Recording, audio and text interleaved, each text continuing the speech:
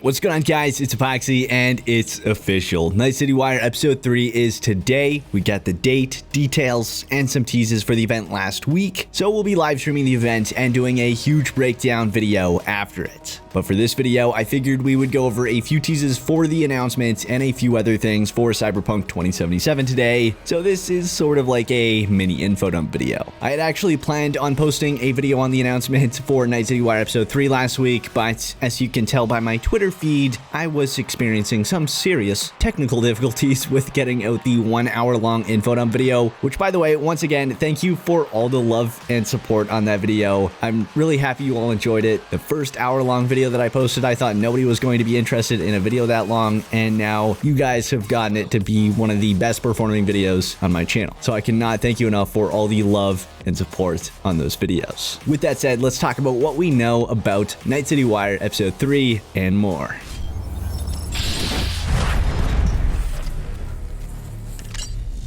So last week, the Cyberpunk 2077 Twitter dropped the big news for Night City Wire Episode 3 with the following announcement. Join us on Friday, September 18th at 6 p.m. CEST at twitch.tv/CD Projekt Red for the third episode of Night City Wire. We'll take you on a tour around Night City, check up on its gangs, and give you a sneak peek into the creation of Cyberpunk 2077's original score. So to clarify, during Night City Wire Episode 3, we'll be getting a tour around Night City, likely giving us a much more detailed look at the many districts and sub-districts that Night City has to offer. We'll be checking up on the many gangs of Night City, possibly newly revealed ones as well. And it was also planned for us to get a sneak peek into the creation of the Cyberpunk 2077 original score. However, that part has now changed, as the Cyberpunk 2077 Twitter account replied to this announcement with the following update. We have a small change in the lineup. We won't be talking about Cyberpunk 2077's music just yet. We will, however,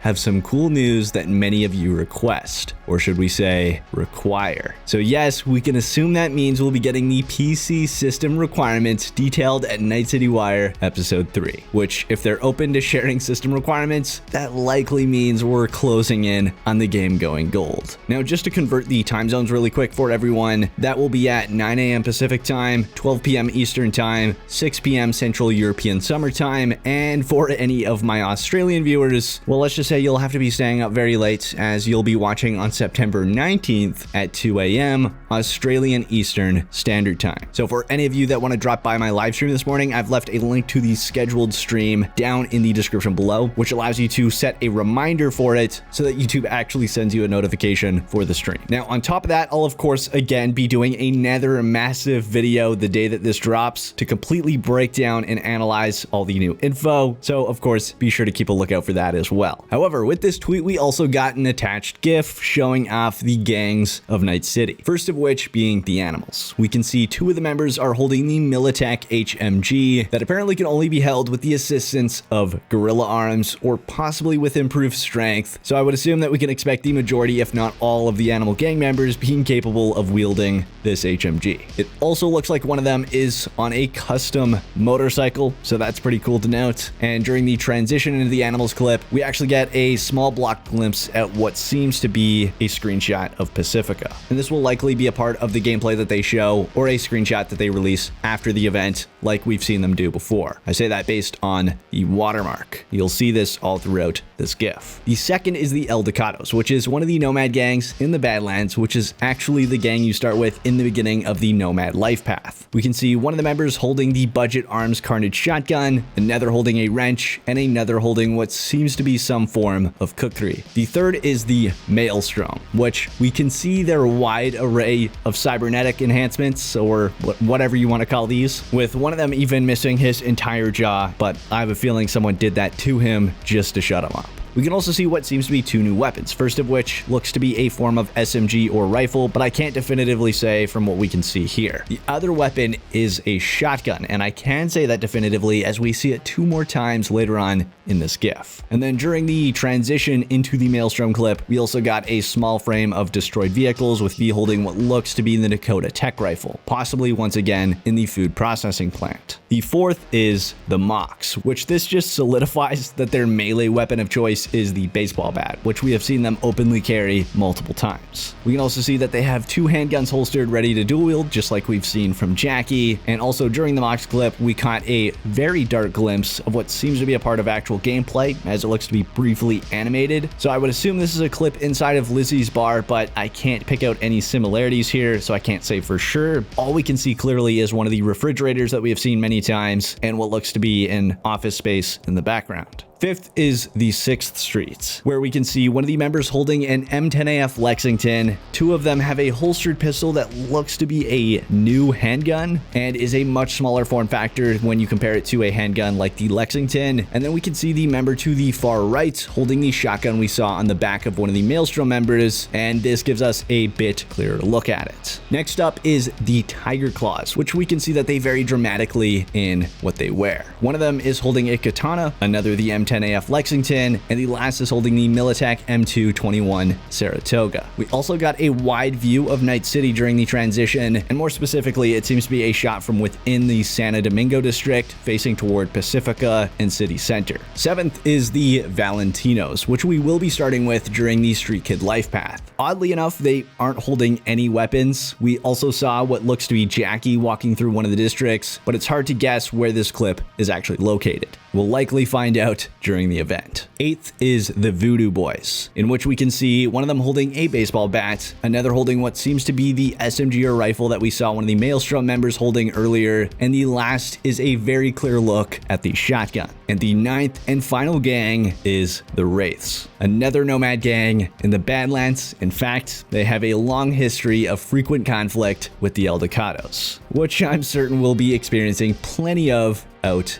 in the Badlands. And for anyone interested, this clip also gave us a brief look at the oil fields out in the Badlands. But they didn't stop there, as they just recently gave us a short updated clip looking out the window of V's apartment, which for a side-by-side comparison, here is the 48-minute gameplay versus the new clip. So we'll likely be getting an updated look at V's apartment in the new Night City Wire episode later today. Now, while that's it for the announcement of Night City Wire episode 3 itself, we have a ton of other things to cover. First of which is the fact that we got a bit of a tease for what to expect following the event, and that being even more Night City Wire episodes. As someone on Twitter asked if we would be getting more episodes, and Marcin Mamat, global community lead at CD Projekt Red, responded with the following: "We have plans for more." So it sounds like we will indeed be getting plenty more gameplay and details for Cyberpunk 2077 leading up to launch, which is fantastic news. A lot of people were expecting Night City Wire episode 3 to be the last, so I'm sure this will be a welcome surprise to many. Something we will likely see at one of those upcoming Night City Wire episodes is console gameplay. As for those of you that don't know, all of the Cyberpunk 2077 gameplay up until this point has been recorded on high-end PCs. So Marcin Mamat had this to say when asked when we would see some console footage: "We will be showing it closer to release." So that is a fantastic confirmation for anyone that plays on console, as they will likely be giving us a look at both current gen and next gen footage sometime before launch, which will likely look quite different from what we've seen on PC, especially the recent RTX footage. And a lot of people have been specifically worried about the game's graphics and performance on current gen, so it'll be really nice to see where the game stands on console. Now, on the topic of consoles, a lot of people got confused by the recent official Xbox Series S page that showed Cyberpunk 2077 that was referring to the launch library for the console, which is set to launch on November 10th, so just 9 days before Cyberpunk 2077. Unfortunately, a lot of people took the statement of launch library as launch day titles, which resulted in many people claiming and speculating that Cyberpunk 2077's release date is being moved up to release on the Xbox Series X and Series S on launch day. In fact, some people even suggested that it could be launching early exclusively for Xbox Series X and Series S. However, that is not the case, as this post was just referring to games for the launch window for the console, not games available on launch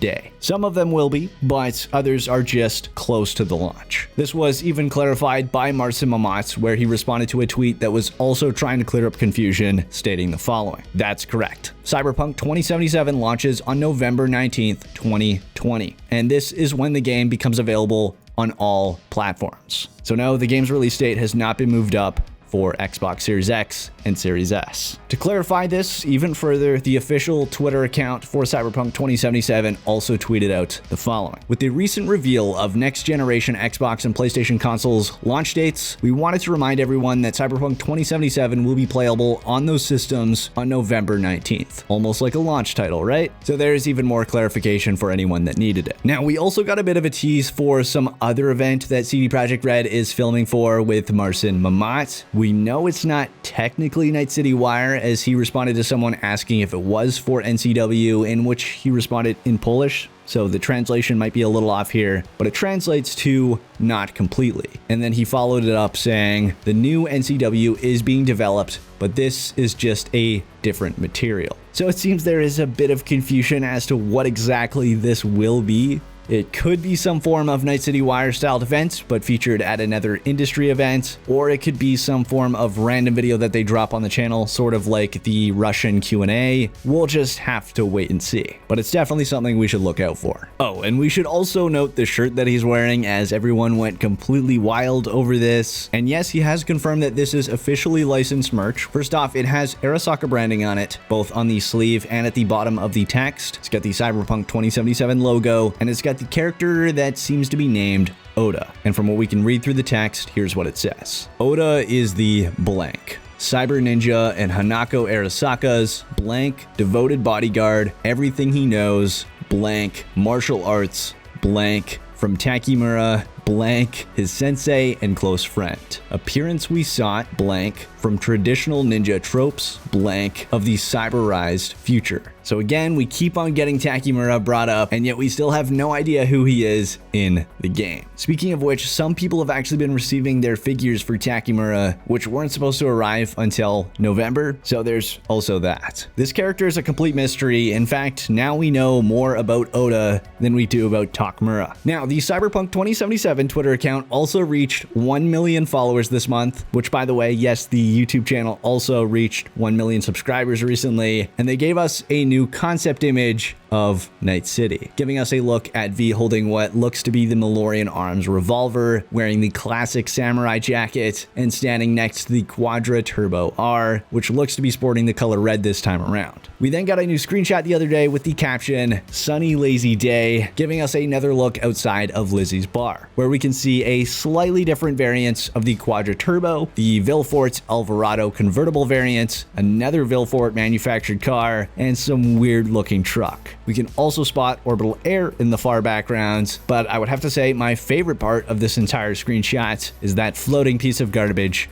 on the sidewalk. They also dropped another screenshot of the Moxes guarding Lizzy's bar with, of course, RTX on. And Pavel Sasko wants to let you know, just in case you're wondering, the glossy look comes from real skin technology. Artificial tissue first developed for medical use. In Cyberpunk 2077, it's already commonly installed with majority of good quality cyberware. Now, my all-time favorite news that has just dropped has been that Alanah Pearce will be in Cyberpunk 2077. And we got this news from her directly on her YouTube channel, her Twitter, so on. But here's the announcement from Twitter. Whoa, new Cyberpunk 2077 screenshot, except it's me, literally in the game. I am extremely excited to announce that I voice a character in and was 3D modeled for Cyberpunk 2077. She also followed that up with more details saying, "I'm not allowed to give you any details about my quest, but I can tell you I'm exclusively in the Nomad life path." So there you go, a new character confirmed for Cyberpunk 2077, and it's Alanah Pearce. Which, by the way, she also made a video detailing as much as she's allowed to and talking about being put in the game, so I'll be sure to link her video in the description for all of you to go check it out for yourselves. Now, something else very interesting comes from Ukash Babiel, QA lead at CD Projekt Red. That being that him and others a part of the QA team combined have unlocked the Platinum Trophy for the game on PlayStation 4, sharing a screenshot of the list of the Platinum Trophy, 1 gold, 17 silver, and 26 bronze. So 45 trophies